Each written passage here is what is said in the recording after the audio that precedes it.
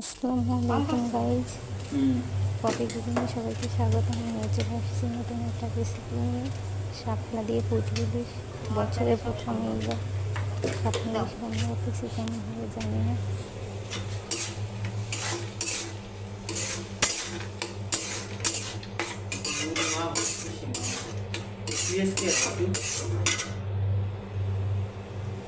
এটা ভালো না মাছটা বেশি হ্যাঁ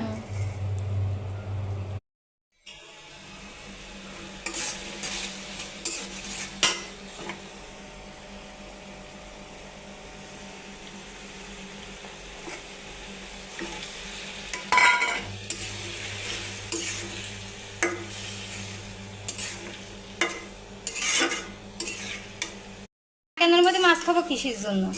100 বার এক কথা কয়, এর মধ্যে মাছ খুঁজছো? তোর জবান বন্ধ হয়ে গেছে। তোর জবান বন্ধ হয়ে গেছে, তুই জানিস না? তুই শুনতেছিস না?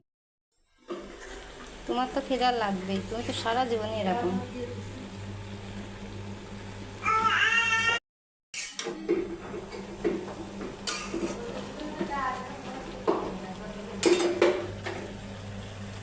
এই সব সাইলে ফেলে ওইটাও ফেলে দিছে রাখ